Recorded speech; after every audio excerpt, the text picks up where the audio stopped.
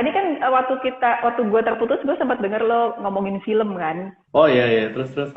Gue jadi inget film yang baru itu apa namanya?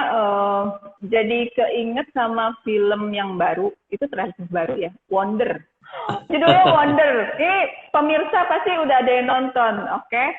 Wonder gimana konteksnya sama sama kita dari yang lo mau sampein? Jadi itu dia menggambarkan strugglingnya si anak. Jadi kan dia punya keunikan ya individual differences yang kelihatan banget gitu ya, yang kelihatan banget secara fisik karena mukanya juga sampai dia kalau ke sekolah maunya pakai helm astronot supaya orang nggak ngeliatin mukanya terus gitu. Nah itu di strugglingnya perjuangan si anak dan perjuangan orang tuanya dan perjuangan si kakaknya. Kakaknya bersekolah di sekolah yang sama juga cuma levelnya jauh lebih atas. Itu bagus banget. Jadi filmnya tuh diambil dari sisi angle si kakak, jadi si kakak menceritakan apa yang dia alami, yang dia rasakan, dari sisi si orang tuanya gimana. Bagus, pasti nangis sih kalau itu nonton begitu. Jadi banyak belajar ya. Jadi sebenarnya memang kalau kita tarik lagi nih sebagai peran orang tua nih jadi sentral banget nggak sih sebenarnya? Jadi penting banget ya. Sentral, Gue juga sentral banget. Nah, di film itu ya, gue cerita film itu lagi ya. Di film itu gini, orang tua itu akan melakukan segala daya upaya untuk protect dan untuk membuat anaknya merasa aman dan nyaman, ya kan? Pasti semua orang tua kayak gitu. Nah, di film itu digambarkan kalau ternyata itu aja gak cukup untuk membantu si anak, gitu ya. Jadi gue tuh ingat ada adegan di situ di mana si anaknya nangis karena perlakuan teman-temannya. Terus ibunya bilang, "You are still wonderful, you are a beautiful, the most beautiful thing in the world," apalah segala macam gitu ya. Terus si anaknya bilang, "You say that because you're my mom," gitu, "you're my mother," gitu. Ya lo ngomong gitu karena lo ibu gue. Gitu. Sementara dia di sekolah tuh dia mengalami donder, bully, dikucilin dan sebagainya. Gak usah dikucilin deh, diliatin aja. Apa ya, perlu diingat dan kita ajarkan ke anak-anak kita juga. Kalau ketemu sama anak-anak yang memang punya individual differences, apa sih yang mereka harus boleh lakukan, ya pantas lakukan. Pairing melihatin sangat dianjurkan untuk tidak ya. jadi intinya kalau kita perlu ngajarin anak juga bahwa kalau memang ada yang di tempat saya lagi di restoran atau di mall tempat umum ada yang terlihat tidak di yang lain gitu, kita jangan staring, jangan gitu ya. Jangan ya, kalau ada spontanitas mungkin anak-anak kecil biasanya umur 3 tahunan gitu ya, suka tiba-tiba, "Mama itu si kakak pakai apa?" gitu. Misalnya kalau dia lihat ada anak yang pakai alat bantu dengar hearing aid gitu, itu kan kentara banget ya gitu. Nah sebenarnya nih kalau dalam ini kan dalam konteks adjustment adaptasi manusia dalam perkembangannya kan ya memang tadi kita kerangkai dari awal udah jelas bahwa ini sebenarnya kita ngomong dalam disable, ada different ability, ada ability lain yang dia bagus. Nah, tapi di dalam hal-hal tertentu dia kurang kan, ya kan? Mungkin adjustment tertentu di bidang tertentu gitu. Gap ini nih gimana cara kita ngisinya sebagai parents maupun gimana kita mendorong nih ability dia yang paling bagusnya nih. Caranya gimana supaya kita bisa bertindak secara bijak tanpa juga merasa beban ya. Kadang-kadang mungkin ada parents yang beban ngelakuin ini, dia jalanin aja tapi di hati kecilnya dia beban gitu. Itu sih kayaknya apa ya, it's a long journey, perjalanan yang panjang banget dan nggak bisa ketebak abis ini apa. Kalau dari hasil gue ketemu sama orang tua yang punya anak seperti ini ya gitu ya, jadi mereka nggak pernah tahu besok itu seperti apa, karena gini, kadang mereka tuh udah lihat anaknya bikin progres nih hari ini, diajarin sesuatu bisa, besok tuh kayak nol lagi gitu. Jadi seringkali yang terjadi adalah mereka cuma jalin aja day by day, sampai suatu saat tiba-tiba aja mereka menemukan sesuatu, oh kayaknya ini nih, dia bisa dikembangin dalam hal ini nih. Kayak waktu itu pengalaman gue pernah ketemu sama satu orang tua yang menurut gue bagus banget ya. Anaknya Down syndrome, lalu dia mencoba mencari, dan sudah usia remaja ya, udah usia 18 atau 17. Nah kalau udah masuk ke usia itu kan tugasnya orang tua adalah mencari skill sebenarnya dari sebelum-sebelumnya juga ya, tapi kalau sudah usia menjelang remaja akhir, pasti yang terbeban di pikiran adalah nanti gimana ya dia bisa menghidupi dirinya sendiri, dia bisa mandiri secara finansial apa enggak. Si ibunya ini terus tiba-tiba perhatiin, jadi memang datangnya sih dari observasi si Rivia untuk mengisi gap tadi, dia perlu dibantu di mana, terus ngembangin kelebihannya di mana, dari observasi sehari-hari benar-benar. Jadi si ibu ini lihat anaknya ternyata kalau ngelipat baju rapi banget dan benar-benar telaten banget. Nah, di situ muncullah ide si ibu ini membuatkan usaha laundry, jadi buka laundry. Dan untuk laundry kan aktivitasnya monoton ya, atau rutin. Gitu ya, orang datang, taruh, dia catat, cuci gitu ya, dibantu dengan beberapa asisten gitu, dia bisa menjalani usaha itu secara mandiri. Jadi sesimpel itu sih. Gitu. Dan satu hal lagi, ya, satu hal lagi, kehadiran anak kan pasti mengubah segalanya ya. Lo pasti begitu punya anak, pertama, kedua, itu kan kayak ada new normal lagi. Mengubah segalanya, gitu. Mengubah gaya hidup kita, kebiasaan kita sebagai orang tuanya. Termasuk juga kalau misalnya punya anak dengan kebutuhan khusus seperti ini, pasti perubahannya lebih luar biasa lagi. Jadi kalau kemarin, beberapa waktu yang lalu gue juga sempat ketemu sama orang tua yang punya anak yang sudah masuk ke usia dewasa muda, anak kebutuhan khusus. Jadi kan anak kebutuhan khusus ini ada yang memang hambatannya adalah untuk bekerja di tempat umum, maksudnya bekerja di perusahaan tertentu tuh mereka kayaknya masih butuh waktu lama untuk adaptasinya. Sehingga yang terjadi adalah istilahnya parentpreneur. Pernah dengar nggak parentpreneur? Enggak, belum. Jadi orang tuanya yang bikin usaha untuk supaya anaknya bisa kerja di situ. Ini jadilah itu usaha keluarga. Ada yang bikin kafe, ada yang bikin usaha apa, tapi itu benar-benar jadinya orang tuanya juga berubah. Tadi ada Karina nanya, dalam pendampingan ABK, kalau waktu dan lain-lain limited, lebih baik siapa duluan yang intervensi, ortu atau anak? Oke. Tergantung apanya dulu yang diintervensi. Hal apa yang perlu diintervensi?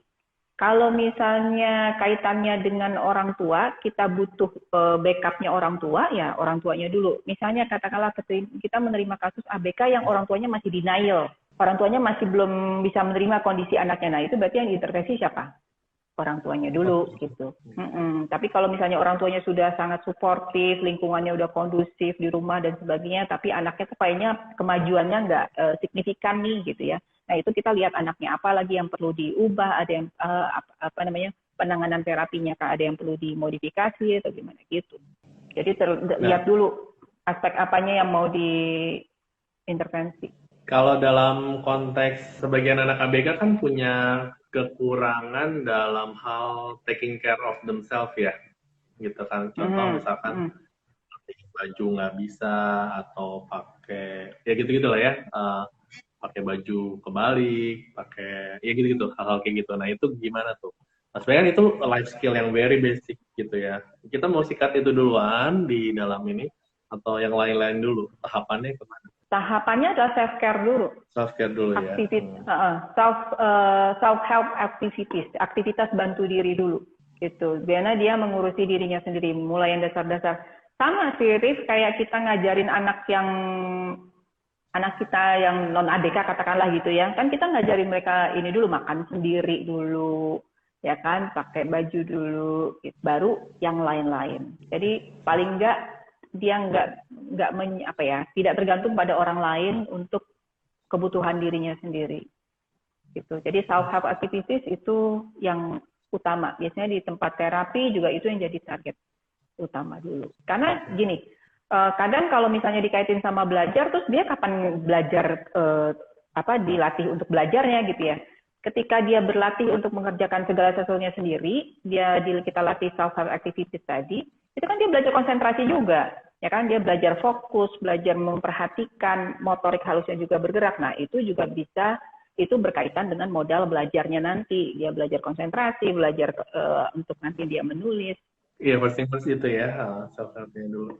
Nah, berarti kalau misalkan tadi tuh contoh yang very on point ya dari untuk contoh anak dikasih bikin usaha laundry. Nah, kalau contoh misalkan anaknya, ini kan tadi kita ngomong differently able di tahap yang dia jagonya nih, bagusnya dia. Nah, cuman yang bagian gapnya ini belum beres-beres, yang dia kurangnya. Ini mau barengan aja ngembangin, atau kita bebas aja ngembanginnya, atau ngembangin ini dulu, atau gimana gitu? Barengan lah. Gitu ya, terus aja gitu. Terus aja. Nah, Gitu. kalau misalkan Karena kan, kita sekolah biasa, Fer. Kalau di sekolah kenapa? biasa kan, Sekolah ya, biasa. inklusi sekolah biasa. Nah, sekolah biasa, sekolah inklusi, gimana nih parents bisa bekerja sama pihak sekolah lebih baik?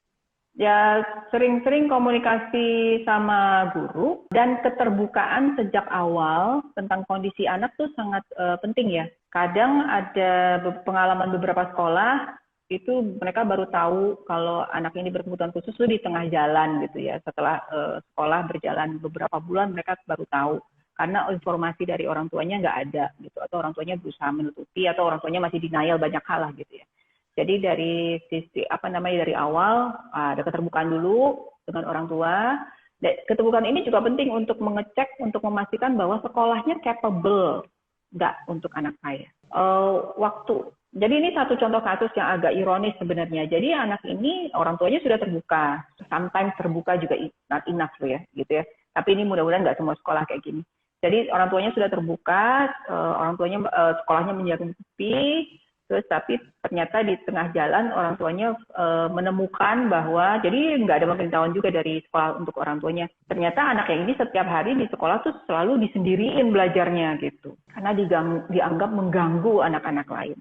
Ini tanpa dikomunikasikan ke orang tua. Jadi kerjasama komunikasi yang terbuka antara orang tua sama guru itu sangat penting banget ya. Dan satu pihak lagi, ada di luar itu ada dokter, ada psikolog, ada terapis. Jadi banyak pihak sih sebenarnya yang terlibat. Di rumah pun juga nggak hanya orang tua, tapi juga misalnya kakek nenek, mbak gitu ya.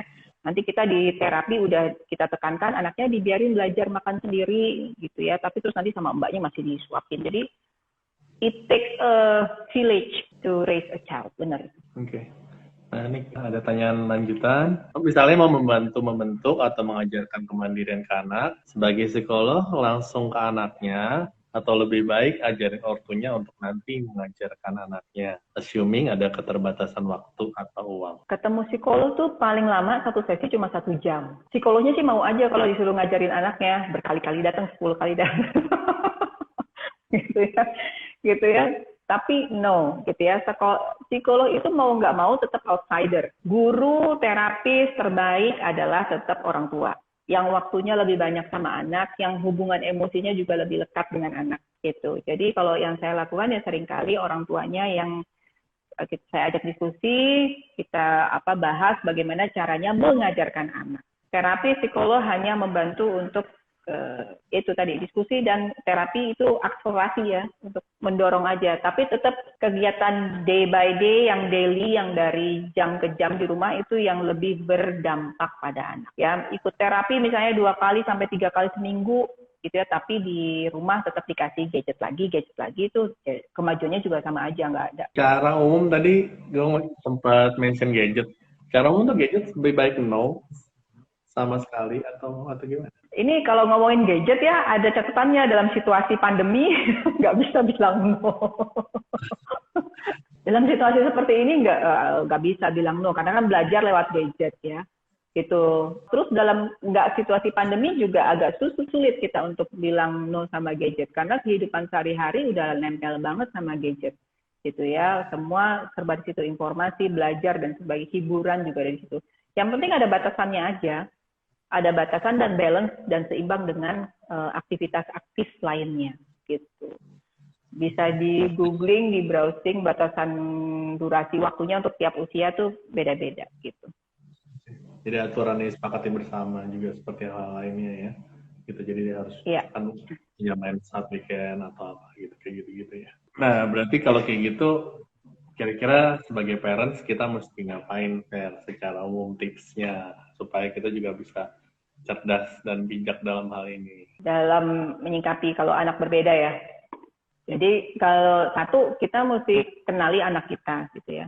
Kenali itu dalam arti ya tahu dia kelebihannya apa, kekurangannya apa, dan terima mereka apa adanya. Dan tugas kita sebagai orang tua ya itu tadi, untuk tadi kalau istilahnya Arif kan membantu untuk mengisi gap-nya tadi, sama mengembangkan apa yang dia bisa kelebihannya. Dan jangan pernah membandingkan anak kita dengan anak yang lain, karena setiap anak punya individual differences gitu ya.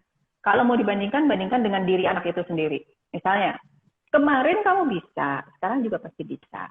Jadi itu kalau misalnya harus membandingkan, tapi kalau enggak jangan gitu. Nah, tips yang gue paling suka buat orang tua adalah pakai kacamata kuda. Apa tuh? Tahu kacamata? Pernah lihat kuda pakai kacamata nggak? Iya, gitu. Itu ada slide-nya tapi nggak sempat taruh apa. Kenapa kuda yang di delman itu dipakein kacamata? Kenapa lo tahu nggak? Supaya dia nggak ngeliat sana sini, dia ngeliat ke depan doang gitu. Jadi fokus ke depan, karena orang tua juga gitu pakai kacamata kuda biar fokus melihat anaknya aja, nggak lihat kanan lihat kiri. Nah, fokus lihatnya anak aja, tapi juga bukan berarti kita nggak terima masukan dari mana-mana ya gitu ya. Fokus pada sumber-sumber yang kita memang bisa percaya, bisa diandalkan, misalnya dokternya, psikolognya, gurunya, terapisnya. Selebihnya ya dianggap lewat juga nggak apa-apa gitu. Tapi yang penting fokus pada anak. Ya, jadi teman yang tadi mungkin yang tips kedua mungkin ada susah tuh ya, mungkin buat orang orang Asia gitu untuk nggak ngebandingin anak sama yang lain gitu. Jadi kan nanti bandingin aja, tapi anaknya nggak boleh denger deh gitu deh. Kalau emang terpaksa harus membandingkan ya, anaknya nggak boleh denger. Bandingin dalam hati apa pas di anaknya nggak ada. Dalam konteks kadang-kadang Oh iya. Larger family gitu, keluarga yang lebih besar gitu, kadang-kadang kan belum itu atau gimana kan kita harus bisa edukasi juga ya ke tantenya atau omnya atau whatever gitu kalau keluarga boleh besar. Kalau lo mau edukasi boleh, keluarga besar semua boleh, atau bisa pakai kacamata kuda aja lagi cuek aja ya. Nah, itu udah last resort yang ketiga paling benar buat kita fokus ke anak kita ya. Iya, gitu. Ini udah kali ya kita. Thank you, Fer, senang udah ngobrol-ngobrol lagi. Thank you, Fer. Sampai ketemu lagi. Thank you, Arif. Thank you semua. Maaf ya kalau putus-putus. Oke, bye-bye. Dah.